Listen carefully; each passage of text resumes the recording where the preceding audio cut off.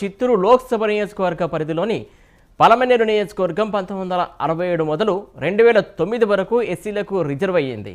2009 ఎన్నికల నుంచి జనరల్ నియోజకవర్గాలుగా ఉంది. ఇక్కడ టీడీపీ నుంచి వైసీపీలోకి, వైసీపీ నుంచి టీడీపీలోకి మారిన అమర్నాథ్ రెడ్డి రాజకీయంగా చాలా కీలకమైనటువంటి వ్యక్తి. ఆయనకు వైసీపీలో కూడా పరిచయాలు ఉండటం కలిసి వచ్చే అంశమే అయినా వైసీపీ సీనియర్ నాయకుడు పెద్దిరెడ్డి రామచంద్రారెడ్డిది పొరుగు నియోజకవర్గం కావడంతో ఇక్కడ పోటీ ప్రతిష్టాత్మకంగా తయారైంది. పొంగనూరు స్థితిగతుల మీద 99 టీవీ ప్రతినిధి మునిరాజు అందిస్తున్న గ్రౌండ్ రిపోర్ట్ ఒకసారి చూద్దాం.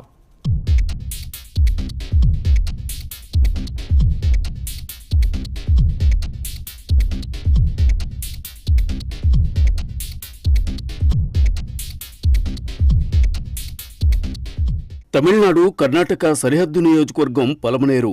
తెలుగుతో పాటు తమిళ, కన్నడ భాషలు మాట్లాడే వాళ్ళిక్కడ ఎక్కువ. జాతరల్లో తల మీద కొబ్బరికాయలు కొట్టించుకుని మొక్కులు చెల్లించుకునే ఆచారం ఉందిక్కడ. నాటు ఆవుల్లో అతి శ్రేష్టమైన పొంగనూరు ఆవుల క్లోనింగ్ సెంటర్ ఈ నియోజకవర్గంలో ఉంది. వాతావరణం చల్లగా ఉండడంతో పూలతో పాటు వాణిజ్య పంటలకు, పట్టు పరిశ్రమకు నియోజకవర్గం ప్రసిద్ధి. ఈ నియోజకవర్గ పరిధిలో పలమనేరుతో పాటు గంగవరం, బైరెడ్డిపల్లె, పెదపంజాని, వెంకటగిరి కోట మండలాలున్నాయి. ఎన్నికల కమిషన్ జనవరి 22న ప్రకటించిన తాజా ఓటర్ల జాబితా ప్రకారం ఈ నియోజకవర్గంలో మొత్తం 2,67,171 మంది ఓటర్లున్నారు. పురుష ఓటర్ల కంటే మహిళా ఓటర్లు 2,486 మంది ఎక్కువగా నమోదయ్యారు.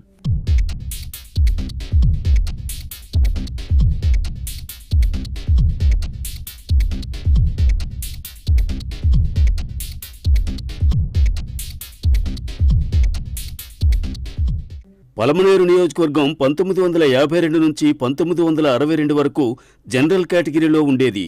ఆ తరువాత ఎస్సీలకు రిజర్వ్ అయింది. తిరిగి 2009 నుంచి మళ్లీ జనరల్ సీటుగా మారింది. కాంగ్రెస్ 5 సార్లు, తెలుగుదేశం 6 సార్లు, ఒకసారి ఇండిపెండెంట్ గెలిచారు. గడిచిన 2 ఎన్నికల్లో వైసీపీ అభ్యర్థులు గెలిచారు. పట్నం సుబ్బయ్య ఈ నియోజకవర్గం నుంచి 3 సార్లు గెలిచి చంద్రబాబు నాయుడు కేబినెట్లో మంత్రిగా పనిచేశారు. అలాగే 2014లో వైఎస్ఆర్ కాంగ్రెస్ పార్టీ నుంచి గెలిచి టీడీపీలోకి ఫిరాయించిన అమర్నాథ్ రెడ్డి మంత్రిగా పనిచేశారు. అమర్నాథ్ తండ్రి రామకృష్ణారెడ్డి పొంగనూరు నుంచి 3 సార్లు టీడీపీ తరపున గెలవడమే కాకుండా చిత్తూరు ఎంపీగా కూడా గెలిచారు. ఇప్పటి వరకు బీసీ, ఎస్సీ, రెడ్డి కులాల నాయకులు ఈ నియోజకవర్గం నుంచి ప్రాతినిధ్యం వహించారు.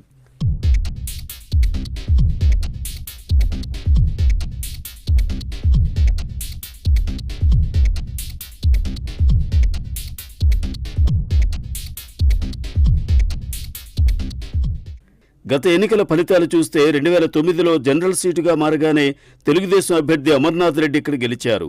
అయితే ఆ తరువాత ఆయన వైసీపీలో చేరి 2014 ఎన్నికల్లో గెలిచారు. గెలిచిన తరువాత మళ్లీ తెలుగుదేశంలోకి వెళ్లి అక్కడ మంత్రి అయ్యారు. 2014 ఎన్నికల్లో తెలుగుదేశం అభ్యర్థి ఆర్వి సుభాష్ చంద్రబోస్ మీద వైఎస్ఆర్సీపీ తరపున పోటీ చేసిన అమర్నాథ్ రెడ్డి 2,850 ఓట్ల మెజార్టీతో గెలిచారు. కానీ 2019 నాటికి పరిస్థితి మారిపోయింది. అప్పటికే టీడీపీలో చేరి మంత్రి పదవి కూడా చేపట్టిన అమర్నాథ్ రెడ్డి టీడీపీ అభ్యర్థిగా బరిలో దిగారు. ఆయన మీద ఎన్ వెంకటగౌడ్ వైసీపీ అభ్యర్థిగా పోటీ చేసి 32,000కు పైగా ఓట్ల మెజారిటీతో ఘన విజయం సాధించారు. ఇద్దరి మధ్య 14% ఓట్ల తేడా ఉంది.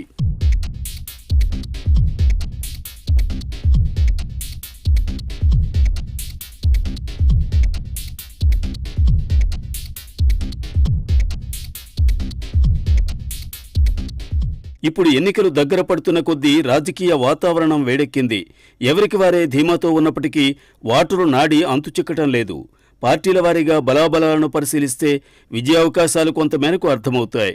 వైఎస్ఆర్ కాంగ్రెస్ పార్టీ కోణంలో చూస్తే 2009లో జనరల్ సీటుగా మారిన తరువాత పార్టీ పోటీ చేసిన 2 ఎన్నికలు గెలుచుకుంది. నియోజకవర్గంలో పార్టీకి బలమైన కేడర్ ఉంది. దీనికి తోడు మంత్రి పెద్దిరెడ్డి రామచంద్రారెడ్డి నియోజకవర్గానికి ఆనుకుని ఉండటం, స్వయంగా పెద్దిరెడ్డి ఎలక్షనీరింగ్ చేయటం ఈ నియోజకవర్గంలో వైఎస్ఆర్ కాంగ్రెస్ పార్టీకి అదనపు బలం.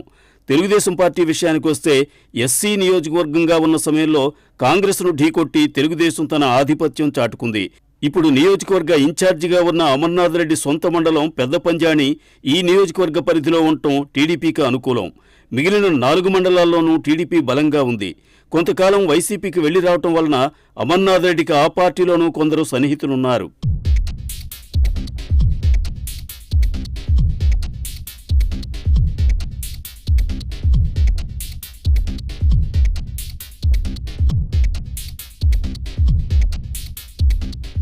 అభ్యర్థుల బలాబలాల విషయానికొస్తే ప్రస్తుత ఎమ్మెల్యేగా ఉన్న ఎన్ వెంకట్ గౌడ్ యువకుడు కావడంతో పాటు వెనుకబడిన తరగతి చెందిన వ్యక్తి కావడం కలిసొచ్చే అంశం. నియోజకవర్గంలో వెనుకబడిన వర్గాల ఓటు బ్యాంక్ గణనీయంగా ఉంది. రాజకీయాలకు కొత్త అయినా పార్టీ కేడర్ బలంగా ఉండటం వెంకట్ గౌడ్కు ప్లస్గా చెప్పవచ్చు. అలాగే నియోజకవర్గంలో పర్యటించే సమయం కన్నా బెంగళూరులో వ్యాపారాల మీద వెచ్చించే సమయం ఎక్కువ కావడం అతనికి మైనస్ అవుతోంది. తెలుగుదేశం అభ్యర్థి అమర్నాథ్ రెడ్డికి తండ్రి రాజకీయ వారసత్వంతో పాటు 2 సార్లు స్వయంగా గెలిచి ఉండటం, మంత్రిగా పనిచేసి ఉండటం, 15 ఏళ్లకు పైగా రాజకీయాల్లో ఉండటం ఆయనకు అదనపు బలం. మధ్యలో వైసీపీకి వెళ్లినా తండ్రి కాలం నుంచి టీడీపీలో ఉండటం వలన బలమైన కేడర్ ఆయనకు అండగా ఉంటుంది. మంత్రిగా ఉన్న కాలంలోనూ కేడర్కు సాయం చేశారు. దీనికి తోడు జనసేన పొత్తు కూడా టీడీపీకి కలిసి వస్తుంది. గత ఎన్నికల్లో జనసేనకు ఈ నియోజకవర్గంలో 5,000 ఓట్లు పడ్డాయి. ఈసారి ఈ సంఖ్య మరింత పెరుగుతుందని అంచనా వేస్తున్నారు. మొత్తంగా చూస్తే జనసేన వలన తెలుగుదేశం బలం మరింత పుంజుకుంటుంది.